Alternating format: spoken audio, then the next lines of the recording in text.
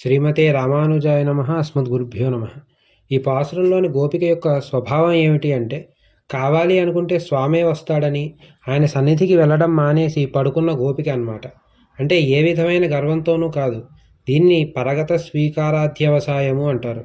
మరి అటువంటి గోపికను నిద్రలేపుతూ గోదాదేవి శ్రేష్టమైన మాణిక్యాలతో నిర్మించిన మేడలో చుట్టూ దీపాలు వెలిగించుకుని అగరధూపాలు పరిమళిస్తూ ఉంటే, మెత్తని హంసతూలికా తల్పం మీద శయనిస్తున్న మామాన్ మగడే అంటే మేనత్త పుత్రిక అంటుంది. ఆమె తానుగా లేవకపోయేసరికి, అత్తయ్య నీవైనా నీ పుత్రికను లేపు, మీ కుమార్తెకి ఏమన్నా చెవిటి మూగ వంటి లక్షణాలు ఉన్నాయా, లేక బద్ధకమా, లేవకుండా ఎవరైనా కాపలా పెట్టారా, లేక ఎక్కువసేపు నిద్రపోయేలాగా ఎవరైనా మంత్రించారా? అప్పటికీ లేవకపోవడంతో స్వామిని కీర్తించింది గోదాదేవి. గొప్ప ఆశ్చర్యమైన చేష్టలు కలిగినవాడు, శ్రీయపతి, వైకుంఠవాసి వంటి ఎన్నో పేర్లున్న స్వామిని మనం కీర్తించాలి కదా, లేచిరా అనగానే ఆమె వీరి గోష్ఠిలో చేరిందట. ఇంతకీ ఈ గోపిక యొక్క లక్షణాలున్న ఆళ్వారు ఎవరు అంటే తిరుమడిషే ఆళ్వారు.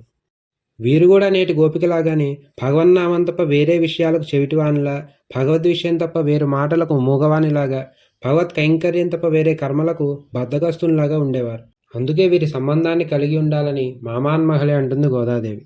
ఆండాల్ దివ్య తిరువడిగలే శరణం.